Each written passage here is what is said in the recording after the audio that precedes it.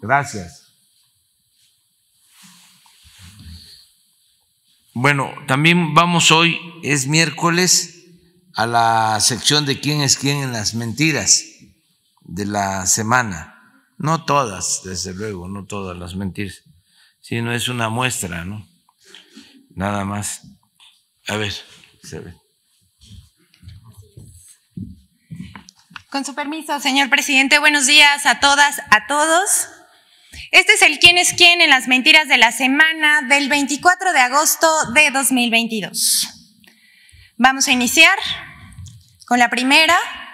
Falso que el Servicio de Administración Tributaria cobre impuestos por depósitos en efectivo o investigue a contribuyentes. El 14 de agosto, medios como El Financiero, Uno TV, Milenio, Televisa, El Contribuyente, Radio Fórmula, Infobae, el portal Mi Bolsillo, Mi Dinero en Imagen, Ruido en la Red, La Saga, Vanguardia, entre otros, publicaron notas que pretendían crear pánico entre los contribuyentes, arguyendo sanciones e investigaciones por prestar tarjetas de crédito o realizar depósitos en efectivo en cuentas bancarias, así fuese de parte de cónyuges o familiares directos. Incluso, Uno TV inventa que el SAT presumirá ingresos, aunque sean personas no inscritas en el Registro Federal de Contribuyentes o aquellas que, estando obligadas a presentar su declaración anual, han reportado ingresos menores comparados con los gastos superiores al adquirir algún bien mediante tarjetas de crédito. Toda esta información que circuló no solamente en medios de comunicación, sino en redes sociales, es falsa. Al respecto, el Servicio de Administración Tributaria informó que no cobra impuestos por depósitos en efectivo realizados en instituciones bancarias. Es pertinente aclarar que todos aquellos depósitos que se realizan para gastos de padres a hijos o viceversa, pagos por catálogo como cosméticos, utensilios de cocina y del hogar, aceites esenciales, entre otros, tandas o préstamos personales, no se les vigila ni cobra algún tipo de impuesto. Por lo que la información que publicaron los medios ya mencionados es falsa. Sin embargo, como decimos, tuvo su impacto en redes sociales.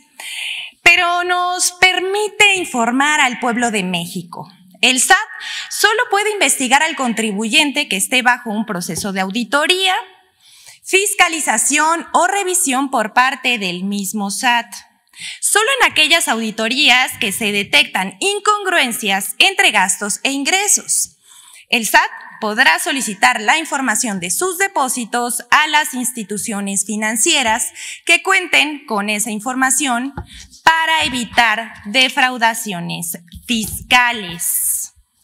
Y bueno, no se dejen engañar, consulten fuentes oficiales. Pero vamos con la siguiente.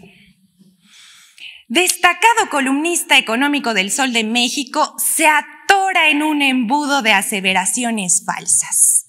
Alberto Aguilar, el columnista del Sol de México, publicó el 22 de agosto una pieza titulada Sigue embudo en Cofepris, 2.600 trámites rezagados, 176 nuevas moléculas y AMIF gestiona, en la que lo mismo critica al IMSS, al ISSSTE, la Secretaría de Salud y funcionarios de gobierno. Aguilar publica que hay rezago en trámites en la Comisión Federal para la Protección contra Riesgos Sanitarios, que existe una parálisis en la atención de trámites y que se ha superado la capacidad y el ritmo resolutivo de la institución. Pero esto no es verdad, es falso. Decimos, la eficiencia en Cofepris es un hecho. Los números que publica Aguilar en El Sol omiten que con la misma cantidad de personal, la Cofepris atendió el mayor número de trámites desde el inicio del sexenio. Por ejemplo, como resultado del rezago y la corrupción heredada en sexenios pasados, en 2019 De 2.028 trámites ingresados, solo se resolvieron 1.741.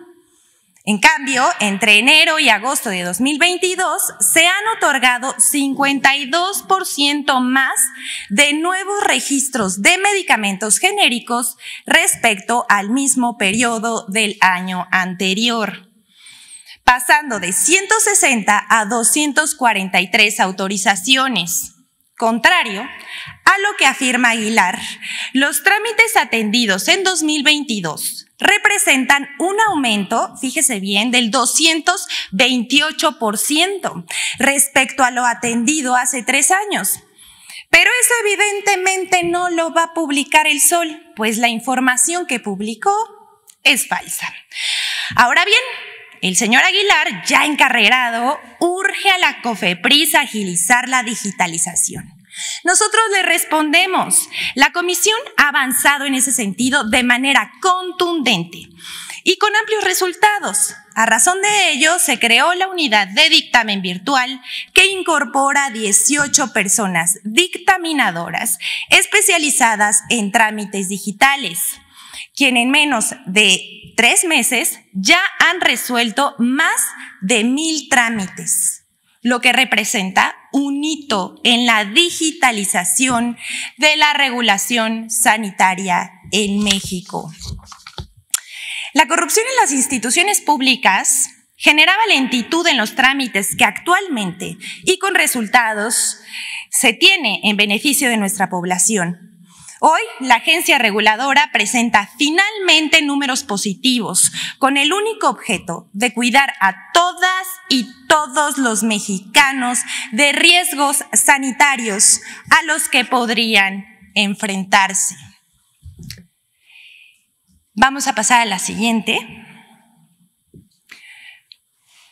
Campaña de desinformación sobre plan de estudios anunciado por la SEP. Aquí pedimos a los padres de familia que nos están viendo por todas las plataformas, en redes sociales, por YouTube, Facebook, Twitter, que pongan mucha atención en este desmentido. A partir del anuncio hecho por la Secretaría de Educación Pública sobre la implementación del nuevo plan de estudios en los planteles de educación básica, como ya es costumbre, cualquier cosa que implemente el gobierno de México hace enojar muchísimo a los conservadores, que se dedican a tergiversar y a publicar mentiras. Es así como medios como Reforma, El Sol de México y La Prensa han realizado una campaña de desinformación sobre el nuevo plan de estudios para la educación preescolar, primaria y secundaria. Al día siguiente de su presentación, el 17 de agosto, El Sol de México y La Prensa informaron falsamente, escuche bien, que se obligaría a los alumnos de secundaria a que memoricen las obras de la 4T. La información en la que se basan estos diarios es un borrador de un documento de trabajo que se utilizó para la discusión en las asambleas magisteriales y diálogos con diversos integrantes de la sociedad. No se basa en el plan de estudio. Además, en este documento de ninguna manera se plantea que se memoricen obras que ha realizado el presidente de la República, Andrés Manuel López Obrador, como falsamente publicó el diario Reforma el 18 de agosto a 8 columnas. Causa risa, pero también es lamentable que esta sea la estatura de la oposición. Por ejemplo, El Sol de México publicó el 18 de agosto: enseñarán a hacer consultas populares en las primarias. Estos diarios lo hacen para golpear, pero se dicen expertos de lo que desconocen. Solitos se hacen la maldad. Pues esto no es nada nuevo. De hecho, el concepto asamblea está presente en los programas de estudio de educación básica vigentes e incluso en los de las reformas anteriores. En términos generales, los distintos programas conciben la asamblea como una estrategia didáctica que posibilita y fortalece los procesos de enseñanza y aprendizaje. Un día más tarde, porque esto no acaba aquí, un día más tarde, el 19 de agosto, Reforma volvió a falsar la información con la nota publicada en Primera Plana titulada "Va Educación 4T a toda escuela", informando que el nuevo plan educativo ya no será un programa piloto, que se implementaría en los primeros grados de preescolar, primaria y secundaria de todas las escuelas públicas del país. Esto es falso porque el programa piloto se realizará en septiembre en solo 960 escuelas, aproximadamente 30 en cada entidad. Además de la campaña de desinformación emprendida por medios de comunicación, también en redes sociales la oposición se lanzó a desinformar como pues ya es costumbre. Entre los que destacan Pablo Maluf, los vamos a ver aquí en la pantalla. Denise Dresser escribió sobre el tema en el diario Reforma. Claudio X González, el comentarista de ADN 40 y La Razón, Arturo Adam. El exgobernador de Hidalgo, Francisco Olvera, reproduciendo un artículo de Jesús Silva Herzog, también publicado en el diario Reforma. La directora de México Evalúa, Edna Jaime. Adela Micha, Pedro Ferriz de Con, Marco Cortés y Acción Nacional. Y bueno, como siempre decimos aquí, la lista sigue. Pero aquí lo dejamos para que usted saque sus propias conclusiones. Pero dejar claro que estas no son críticas, son mentiras veladas. Y ya para finalizar, vamos a presentar cómo arma la oposición líneas discursivas para atacar al presidente López Obrador de la detención del ex procurador por caso Ayotzinapa. El 19 de agosto, la Fiscalía General de la República detuvo al ex procurador general de la República, Jesús Murillo Caram, acusado de desaparición forzada, tortura y contra la Administración de Justicia en el caso Ayotzinapa ocurrido en septiembre de 2014. A partir del anuncio no pasó una hora para que la oposición se lanzara en contra del presidente de la República, Andrés Manuel López Obrador, construyendo narrativas descabelladas, infames y mentirosas. Desde el argumento de que se trató de una decisión política, un acto desesperado, la detención del exprocurador obedecía a presiones políticas e intereses partidistas, que si fue una canallada, que si fue por incompetencia, fracaso, propaganda política, que si fue un montaje, que el señor Murillo Caram es un chivo expiatorio, que se trata de un circo, una cortina de humo o una venganza. Pero solo recordemos el dicho que versa que el pez por la boca muere, o más bien por Twitter.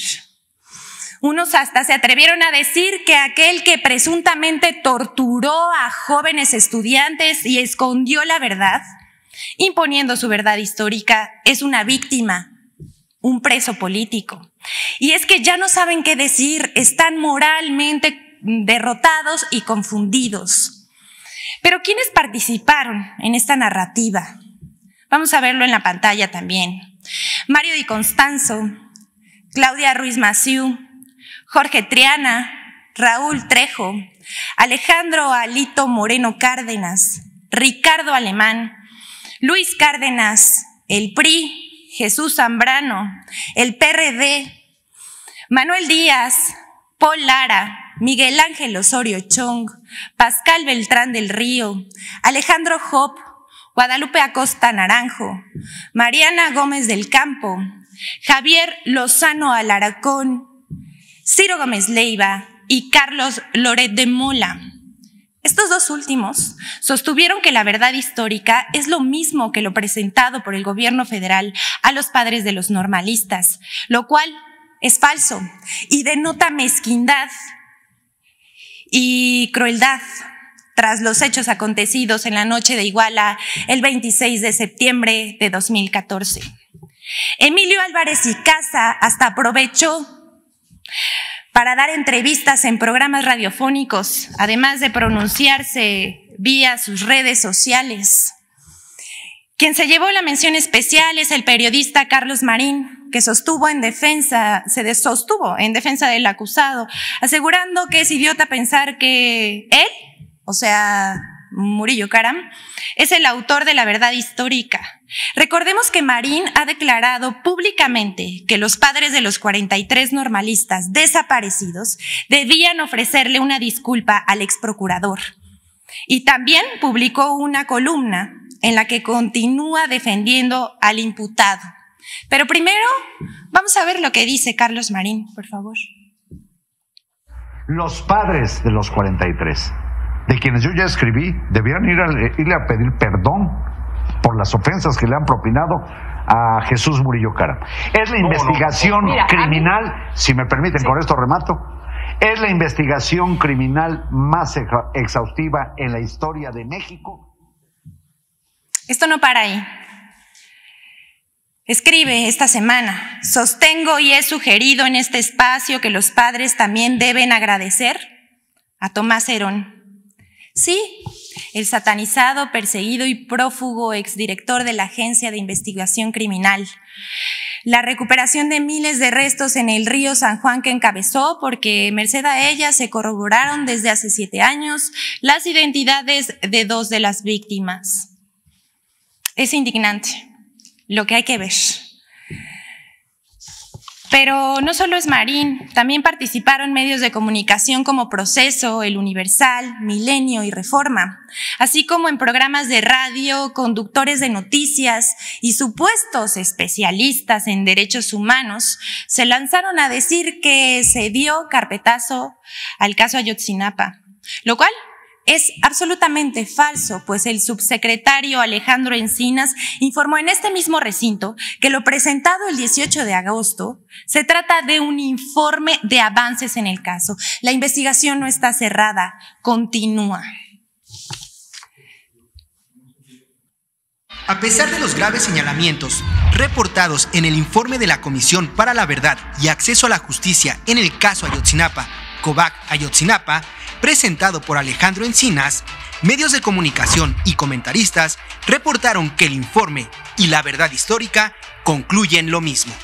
La coordinación en esta cobertura se puede notar en el tratamiento editorial que dieron medios escritos y noticiarios de televisión al asegurar que los datos revelados el jueves 18 de agosto se conocen desde hace más de 7 años. Incluso hubo quienes compararon las declaraciones de Jesús Murillo Karam y las de Alejandro Encinas.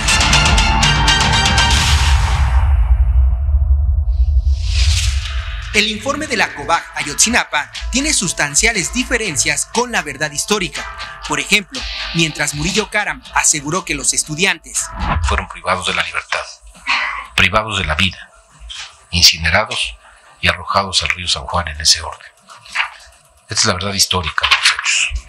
La Comisión para la Verdad aseguró que es falso que los 43 estudiantes fueron incinerados en el basurero de Cocula, y su informe va más allá, al asegurar la participación de Guerreros Unidos, policías municipales y federales, la omisión de los protocolos militares y autoridades de los 3 niveles de gobierno, lo que constituye el delito de desaparición forzada. Que la desaparición de los 43 estudiantes de la Normal Isidro Burgos de Ayotzinapa, la noche del 26 al 27 de septiembre de 2014, constituyó un crimen de Estado, en el que concurrieron integrantes del grupo delictivo Guerreros Unidos y agentes de diversas instituciones del Estado mexicano. En resumen, se trató de un crimen de Estado. Otra línea de coordinación entre medios fue la que pretendió minimizar el impacto de la verdad histórica en el proceso de justicia y conocimiento de los hechos. Además, subestimaron la responsabilidad de los funcionarios que crearon la verdad histórica. Incluso la calificaron como una insensata persecución a exfuncionarios. Los padres de los 43, de quienes yo ya escribí, debían irle a pedir perdón por las ofensas que le han propinado a Jesús Murillo Karam. Es la investigación criminal, si me permiten, con esto remato, es la investigación criminal más exhaustiva en la historia de México. La COVAC Ayotzinapa también enlista una serie de eventos señalados en la verdad histórica que fueron construidos en la administración de Enrique Peña Nieto. Por ejemplo, que los estudiantes estaban en Iguala para boicotear el informe de labores de María de los Ángeles Pineda, entonces titular del DIF y esposa de José Luis Abarca. Que en ningún momento la presencia de los estudiantes en Iguala obedeció a la intención de boicotear el acto de la presidenta municipal del DIF en ese municipio. Que el grupo delictivo actuó con un amplio número de sicarios y halcones a partir de un mando central y al menos 3 células de halcones y sicarios, con el apoyo de distintas policías municipales y agentes del Estado.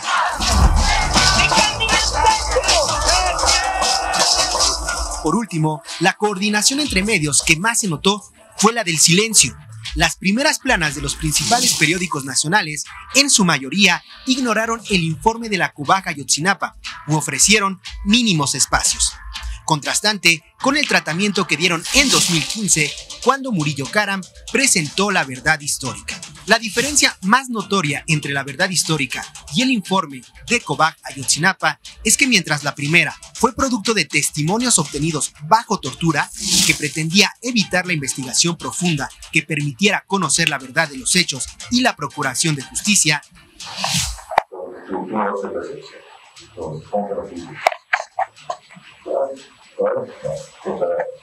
a empezar. La primera medida que nos dice, se acabó usted y empezamos.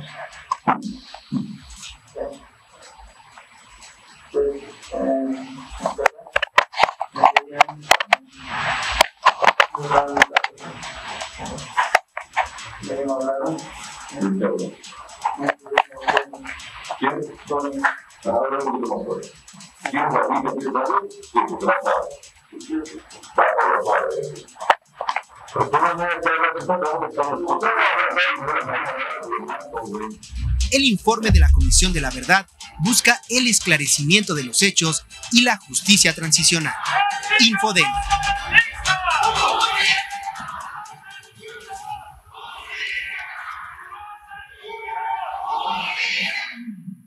Justicia.